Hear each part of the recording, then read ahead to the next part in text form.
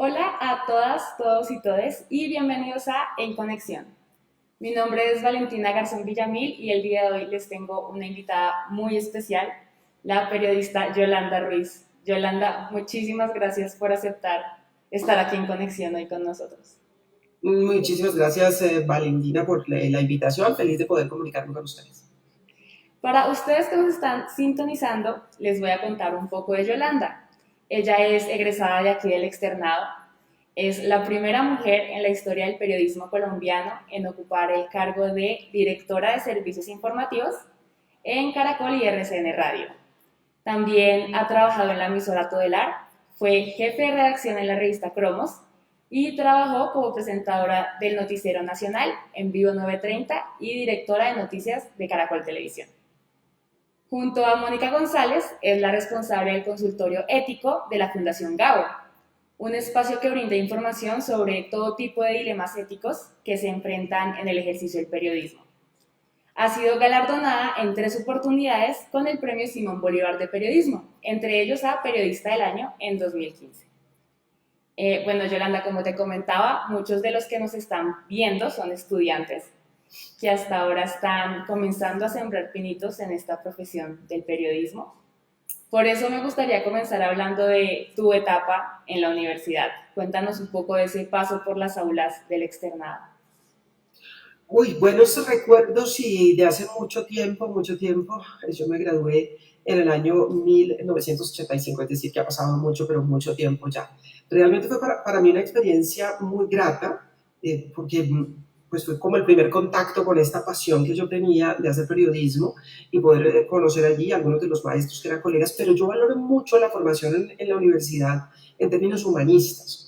¿Vale? O sea, me parece que la formación que yo recibí en la universidad es mucho más, diría casi que de cultura general, en términos humanísticos y todo esto, que en el oficio mismo. El oficio mismo se aprende mucho en la práctica, pero yo agradezco mucho la formación que tuve en clases como sociología, economía, antropología, en fin, en donde te da muchos elementos en el cerebro para poder hacer el trabajo bien hecho. Yo creo que el buen periodista es un periodista que lee mucho, que se documenta mucho, que entiende de todo lo que pasa, y eso lo agradezco a mi formación en la universidad, la posibilidad de asomarme a múltiples áreas, a muchas, para poder tomar un poquitico de cada una de ellas y luego en el oficio aplicar todo eso que se aprendió. El oficio como tal, digo yo, se aprende en terreno, se aprende en calles, se aprende haciendo reportería, pero me parece que esa formación humanista para mí ha sido crucial para poder hacer un buen desempeño en el trabajo que hago y tratar de crecer todos los días. ¿Y cómo sientes que ha cambiado el periodismo en Colombia a lo largo de los años, a lo largo de tu trayectoria en los medios? Pues mira, yo veo mucho más el cambio desde el punto de vista tecnológico con los retos que eso implica desde el punto de vista de contenido. Es decir, yo pues, me gradué en 1985, no había computadores. Yo relato en un libro que escribí que se llama En el filo de la navaja, relato cómo vivimos la llegada de los computadores a la sala de redacción de la revista Cromos, donde yo trabajaba en ese momento, en 1989. Trabajábamos en máquina de escribir, grabábamos en grabadoras de cinta de carrete abierto, se editaba cortando la cinta con las tijeras y pegándola con un pedacito de cinta pegante. Era otra cosa cuando empezamos a hacer periodismo.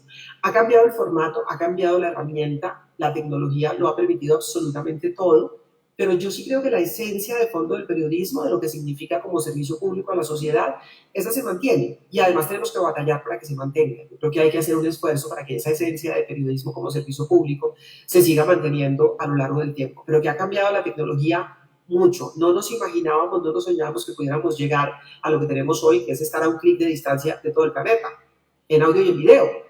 Antes, cuando hacíamos reportería, salíamos a tratar de buscar un teléfono público, que alguien nos prestara un número, que, bueno, en fin, para poder contar la noticia, porque no teníamos las herramientas que se tienen hoy.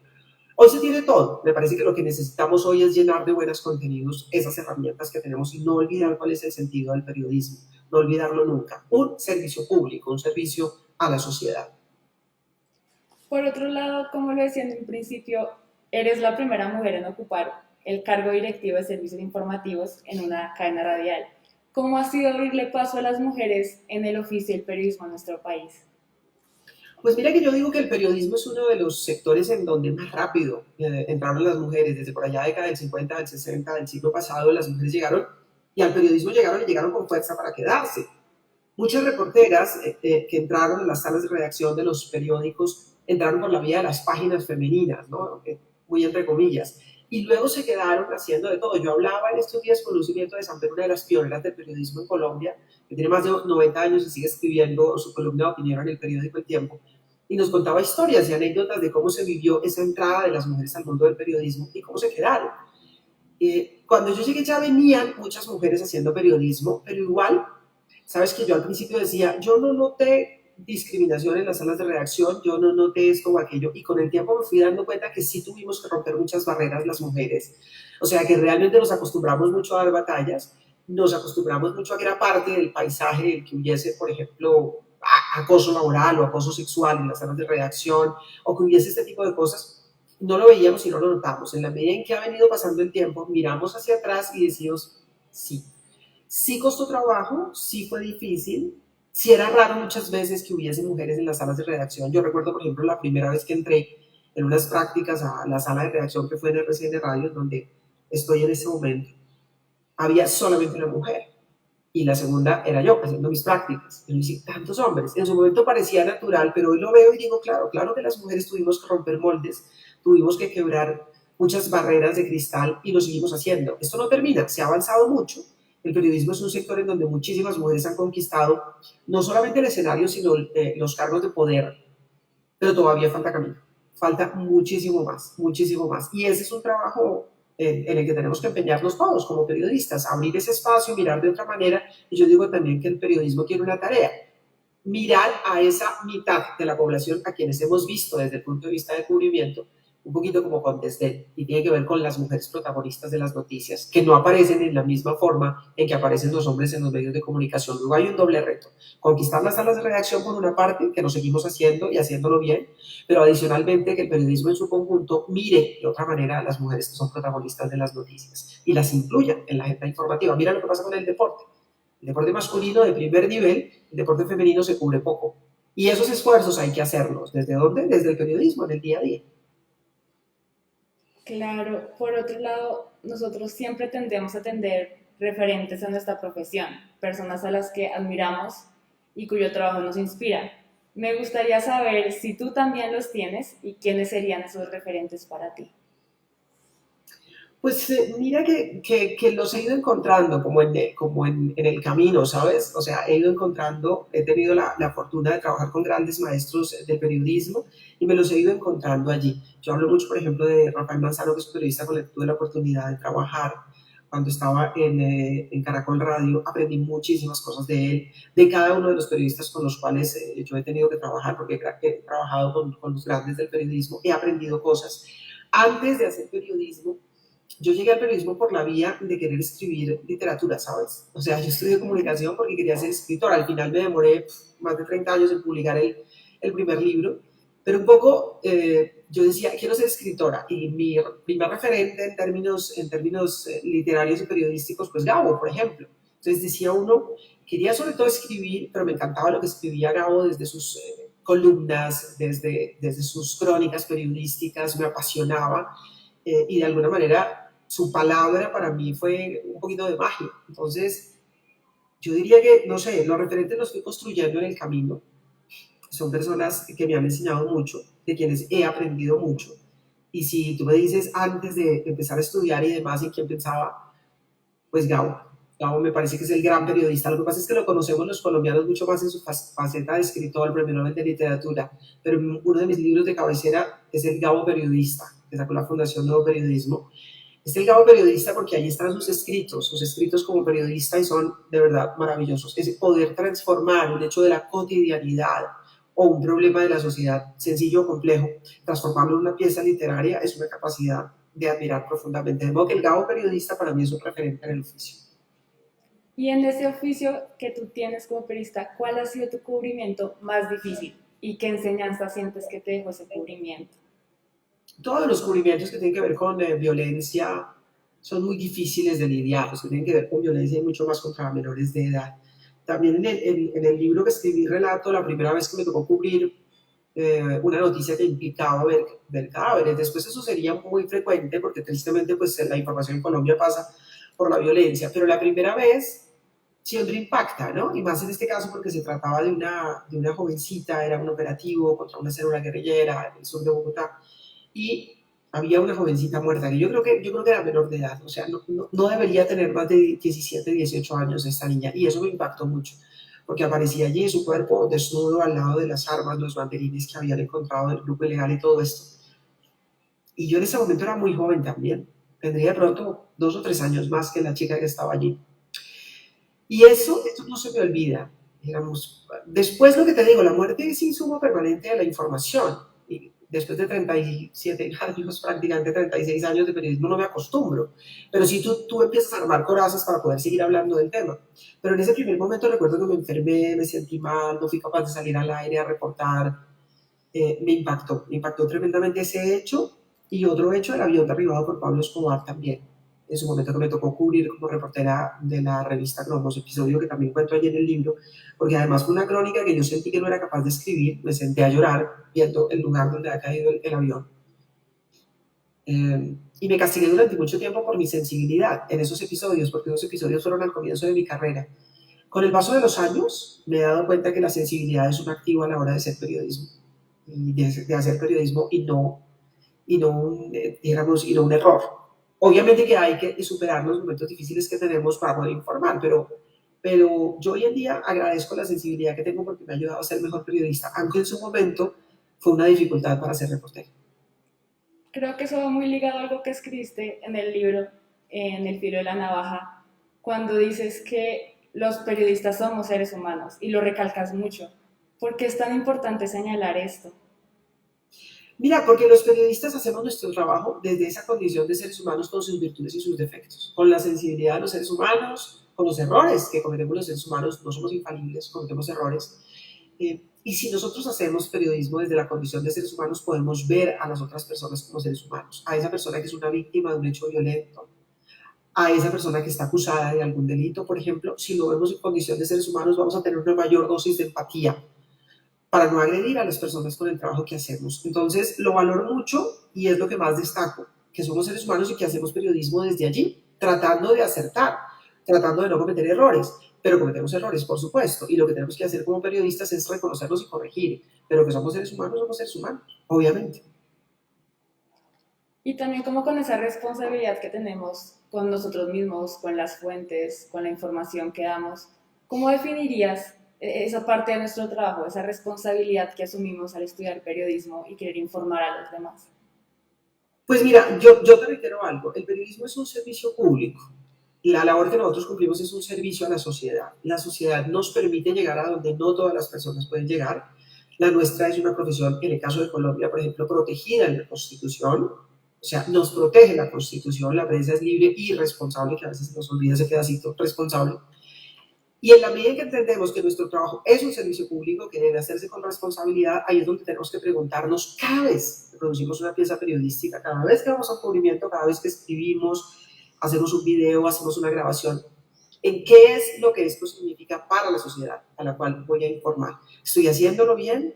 ¿Estoy haciendo lo mejor posible? ¿Estoy confrontando las fuentes? ¿Estoy confirmando los datos que me están dando? ¿Estoy preguntando lo que yo debo preguntar? ¿Estoy preparado para enfrentar este cubrimiento? Si nosotros nos preguntamos todo eso, seguro vamos en la búsqueda de la excelencia, que es la idea de hacer un buen periodismo. Esa es la responsabilidad que tenemos. La responsabilidad no puede ser compromiso conmigo, ni compromiso ni siquiera con mis empleadores en términos de periodistas. Nuestra obligación es con la sociedad. Esa es una obligación que yo te digo pesa sobre los hombros, mucho más cuando se dirigen grupos, ¿no? Es una obligación tremenda que te pesa a la hora de hacer periodismo, pero es no olvidarla, no perder el norte. No es una cosa teórica que yo converso aquí contigo y te digo, mira, eso es lo más importante, ser responsable. No, no, no, es a la hora en que haces el titular, es a la hora en que revisas la nota, es a la hora en que dices, tengo confirmado este dato o fue un chisme que me pasaron y lo voy a publicar. Ojo, es eso, es a la hora de escribir un trino de 280 caracteres. Tengo precisa la información, este dato está confirmado, esto que yo voy a contar es real o fue algo que me enteré por lo que está circulando en redes. Es en cada paso que damos, en cada palabra que utilizamos, tiene que estar la responsabilidad y la certeza de lo que estamos publicando si queremos hacer buen periodismo. Eso que estás diciendo se liga mucho a la inmediatez informativa que se ve hoy por las redes sociales. Y tú tienes esa filosofía de no publicar hasta que no se haya comprobado cada cosa. ¿Cuáles son esas amenazas que tú sientes que está enfrentando el periodismo actual? Pues mira, creo que la amenaza más grande justamente viene de la misma inmediatez que la han tenido los medios de comunicación. La radio es un medio muy inmediato, por ejemplo, pero que hoy en día pues casi que cualquier persona con un celular en la mano puede inmediatamente transmitir en vivo desde cualquier lugar. Y eso es una ventaja, porque son muchos contenidos y tener acceso inmediato a todo lo que está pasando en simultánea en el planeta. Pero el buen periodista decanta. Y muchas veces lo que está pasando, y es el mayor riesgo, es que los medios y los periodistas no somos conscientes de que no podemos hacer lo mismo que cualquier ciudadano. Prendí el celular y transmito, conté lo que se me vino a la cabeza, sino que a nosotros nos corresponde mantener las reglas del buen periodismo, nos corresponde confirmar, decantar, dar contexto, todo esto.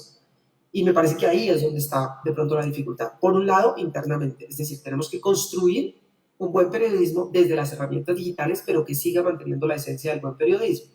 Y por otro lado, hay mucho riesgo en esta etapa también por cuenta de gobiernos totalitarios y demás que quieren acallar a la prensa. Siempre la prensa es un riesgo para todo aquel que quiere imponer su pensamiento a todo el mundo. Entonces son riesgos permanentes que tiene la prensa, que los ha tenido siempre y que hoy han venido cambiando. Lo mismo, a medida que va cambiando la herramienta, pues van cambiando los riesgos. Pero yo creo que si los periodistas nos mantenemos firmes en lo que significa hacer buen periodismo, podemos batallar contra todos los riesgos.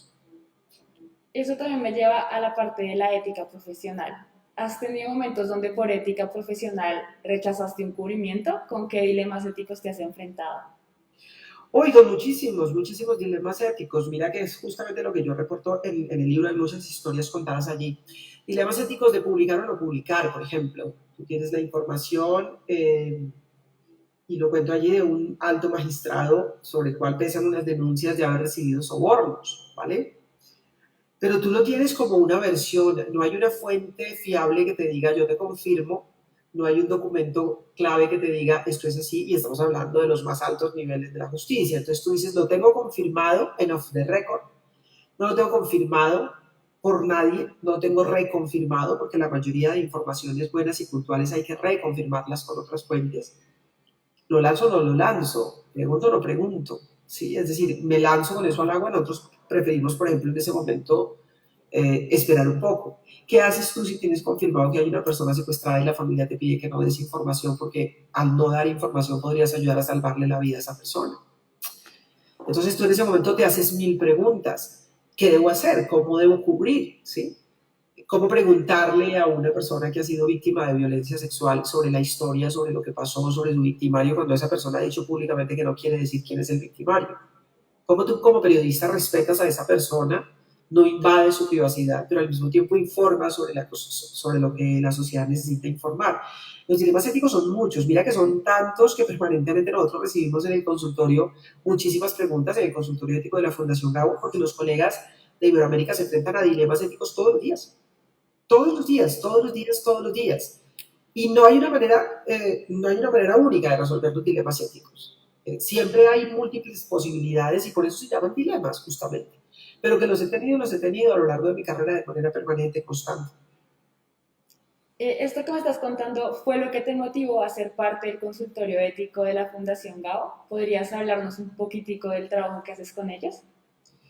A mí el problema ético, o más que problema, las reflexiones éticas son para mí como una pasión desde que comencé en este oficio, desde el día uno prácticamente. Porque desde el día uno detecté que hay necesidad de mantener unos parámetros de ética muy altos en el oficio del periodista. Y pues nos encontramos en sintonía, si lo podemos decir de esa manera, con la Fundación Gao en ese punto. Y a la muerte de Javier Darío Restrepo, el maestro, que es el referente de todos los periodistas en Colombia en materia de ética, pues ellos buscaron hacer algo distinto y nos llamaron a Mónica González, colega chilena, y a mí, para que Mónica se encargara de una respuesta escrita una vez al mes para cambiar un poquitico el formato del consultorio, que siempre era, el consultorio respondía escrito. Y a mí me plantearon, bueno, ¿por qué no hacemos un podcast? Como para meternos un poquitico en la nueva tecnología. Y dijimos, bueno, listo, estamos haciendo un podcast, ha sido súper interesante porque llegan preguntas de Iberoamérica, de colegas de El Salvador, de Argentina, de México, de España, en fin. Y mira que yo encuentro que los dilemas son similares, a pesar de que estemos en países distintos. Obvio, hay algunas cosas muy puntuales que enfrentan de acuerdo con la realidad de cada país y las realidades de sus gobiernos y demás. Pero hay muchas preguntas muy recurrentes en este momento. ¿Cómo cubrir las protestas sociales, por ejemplo? cómo cubrir los temas de género, las batallas de las feministas, las batallas de la comunidad LGBTI, qué hacer con los gobiernos cuando tratan de ponerle coto o ponerle freno a la labor de la prensa, qué hacer con los anunciantes que a veces quieren que los periodistas tomen partido justamente por algún producto o contenido, qué hacer con los gobiernos que presionan justamente porque quieren que se informe de esta o esta manera. Muchas preguntas en ese sentido y me parece súper interesante y muchas preguntas relacionadas con las redes sociales. Si vale esto o aquello en las redes sociales, si yo soy periodista, puedo hacer esto o aquello. De modo que los dilemas éticos están ahí, están permanentes y que la Fundación me hiciera esa invitación fue para mí como, pues no sé, como un sueño hecho realidad. Poder dedicar un tiempo a estas reflexiones. Cada pregunta me implica a mí una investigación, ¿sabes? No es tan sencillo. Yo busco lo que han escrito colegas sobre el tema, porque sobre la ética hay muchos colegas que han venido trabajando. Busco los archivos del consultorio, lo que ha dicho Javier Darío y otros colegas que han estado allí. Eh, Reflexiones de todo tipo, para tratar de dar respuesta, porque los dilemas, como no son en blanco y negro, no es 2 más 2 es 4, punto, y no hay discusión, sino que hay distintas miradas. Entonces trato de recoger las múltiples miradas sobre los dilemas que me plantean los colegas y encontrar caminos para aportar a la discusión. Yo digo siempre, aportamos a la discusión, no es una respuesta acabada cuando estamos en el podcast del consultorio ético, es una respuesta posible que siempre está abierta a discusión. Y a veces los colegas dicen, pero mira que yo lo haría de otra manera, claro, porque las circunstancias pueden cambiar, tus circunstancias locales, pero lo importante es esa búsqueda de la excelencia de la que hablaba Javier Darío, ese querer hacer bien las cosas y ese cumplir con nuestro deber de servicio público. Hablando un poco de las fuentes, ¿cómo es tu acercamiento? ¿Tienes algunos pasos a seguir o depende de cada persona a la que entrevistes? Yo creo que depende de cada persona. A mí me parece, en estos días hablaba con Ricardo Calderón, que es un gran periodista e investigador, y él decía algo que es muy cierto. A los fuentes hay que dedicarle tiempo. Y tiene toda la razón. Es decir, tú tienes que tener tiempo no solamente para que te sientes con la fuente y le hagas la entrevista y llegas de una, sino que con la fuente hay que conversar, hay que hablar, hay que tener tiempo. Pues para poder hacer esa cercanía, volvemos al punto, esa cercanía humana que te permita describir, perdón, un poquito más de la fuente y de lo que nos quiere contar. De modo que hay que dedicarle tiempo, uno, y dos, diría yo, lo otro es saber exactamente cuáles son las fuentes a las que tú quieres llegar, porque a veces no somos claros. Si vas a hacer una crónica, un reportaje, haz un listado de las personas que tendrían información sobre ese tema. A veces es lo obvio, ¿no? Vamos a hablar de violencia, la policía. Sí, pero resulta que no es solamente la policía, no es posible que en esa zona haya una organización no gubernamental que te hable del tema, una universidad que tiene una investigación sobre el asunto, la iglesia que tiene presencia en muchas zonas de violencia, etc. Entonces es un poquito abrir también el abanico, la gama de posibilidades a la hora de abordar las necesidades de fuentes y dedicar tiempo. Yo tomo nota de la recomendación del gran periodista investigador Ricardo Calderón. Tanto los medios como las audiencias han cambiado, ¿no? Ahora las personas tienen más educación informativa y pues piden una mayor calidad en los contenidos. Tú que estás allá adentro, ¿qué pasa hoy con los medios de comunicación? A ver, ¿me puedes precisar un poquitico qué pasa desde el punto de vista de contenido, dices tú? Sí. Yo creo que hay unas búsquedas muy grandes y muy bonitas de colegas jóvenes, tratando de construir cosas modernas, ¿sí? Con el análisis de metadatos, por ejemplo, que me parece súper interesante, muy interesante. Pero al mismo tiempo también mucha gente que quiere volver, porque por momentos pareciera que se pierde, a la reportería de terreno. Yo creo que nada reemplaza los ojos, los oídos, la piel del periodista que sale a terreno a hacer una historia. Sí, yo les digo a los periodistas, si hay un incendio, yo creo como que el periodista es bueno que sienta el calorcito del incendio, que esté allí a ver qué está pasando, si hay una inundación, que se meta en el agua, o sea, que sintamos realmente lo que está sintiendo la gente. Y me parece que estamos produciendo unos contenidos muy interesantes en términos de investigación, que las herramientas digitales que tenemos hoy nos permiten hacer investigación con mucha mayor capacidad que hace 30 años no teníamos ni nos hubiéramos soñado. Y al mismo tiempo, la reportería de siempre nos da herramientas para poder hacer buen periodismo en terreno. Yo veo muchas iniciativas, muchas, de proyectos pequeños, medianos y grandes, portales digitales, canales, en todas las redes sociales, y me parece maravilloso la multiplicidad de opciones que hay. Yo no soy tan pesimista como quien dice que el periodismo se está acabando. No, no, yo pienso que se está transformando, que hay diversidad de canales y eso es valioso y es válido y es maravilloso. Los debates que hay en los medios de comunicación en este momento tienen que ver con eso, con que la competencia se diversificó. Ya no es que las cadenas de radio compiten entre ellos o los canales de televisión compiten entre ellos, es que competimos todos contra todos. Tú desde un portal nos puedes chiviar a todos haciendo una gran investigación. Trabajando sola, lo publicas y de repente nos chiviaste a todos los que tenemos 40, 50 o 150 periodistas en la planta de redacción. Eso me parece valioso de lo que está pasando hoy. Entonces, el reto en los medios es el contenido definitivamente tiene que estar en primer lugar. La calidad del contenido tiene que estar en primer lugar. Porque hoy todo el mundo tiene el celular y puede publicar cosas. Los buenos medios de comunicación son los que hacen mejores contenidos y ese tiene que ser el centro del debate, la calidad de los contenidos que estamos produciendo. Tiene que ser ese. Lo que me lleva a preguntarte, ¿cuál piensas tú que es el futuro del periodismo? ¿Hacia dónde se está dirigiendo nuestra profesión? Pues mira, yo creo que el periodismo tiene que ser periodismo. Ante cualquier duda lo que tenemos que hacer es periodismo. Creo que el periodismo está cambiando en lo formal, está cambiando en términos de formato, y el formato le da nuevos lenguajes, nuevas maneras, es un poco lo que te digo, el consultorio ético. Pasó de ser unas respuestas escritas a ser un podcast. Pero ¿qué tenemos de fondo? Respuestas éticas, reflexiones éticas. En eso no ha cambiado el consultorio. Entonces pasa lo mismo con el periodismo. El periodismo tiene que mantener su esencia. Nosotros no podemos sucumbir a las reglas, yo lo llamo la dictadura del clic, a las reglas de los medios digitales que es necesito me gusta, necesito clics. Claro que es bueno tener rating, claro que es bueno tener me gusta, claro que es bueno tener clics, pero la esencia del periodismo debe ser informar bien. Y yo sí creo que los medios pueden estar tendiendo a ser parte de su esencia a esa dictadura del clic, pero en la medida en que se abren las reflexiones internas, se batalla por el buen periodismo. Y yo creo que hay las dos cosas, y hay muchos proyectos que hoy están dando batalla desde lo micro hasta lo macro por el buen periodismo, porque yo mantengo la fe en el buen periodismo y espero que el buen periodismo se siga construyendo desde todos los escenarios. Lo que me lleva también a preguntarte, ¿qué piensas de las nuevas generaciones de periodistas que se están comenzando a formar aquí en las universidades? Mira, yo creo que hay un divorcio entre las universidades y los medios de comunicación y ese divorcio en algún momento se tiene que superar, porque como te decía tal vez en la primera respuesta, el periodismo se aprende en el oficio. Es un poco como la medicina. Tú ves, no hay una facultad de medicina que no tenga un hospital porque si no, no pueden funcionar, o que no tenga una conexión o tenga una alianza con un hospital.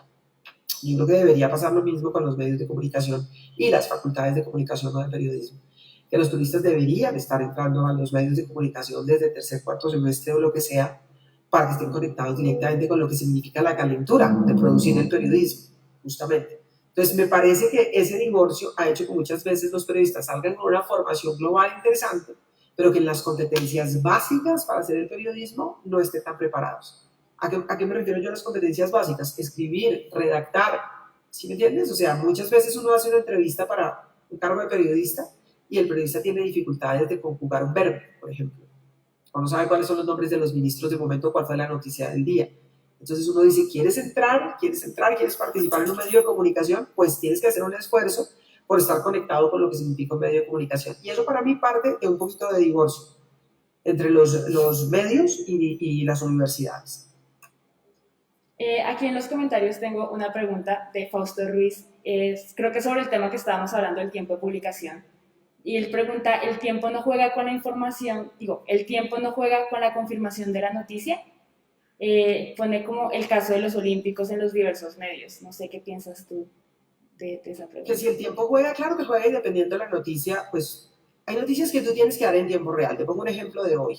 A las 6 de la mañana dieron a conocer el Premio Nobel de Literatura. ¿Tú a qué horas estás dando la información?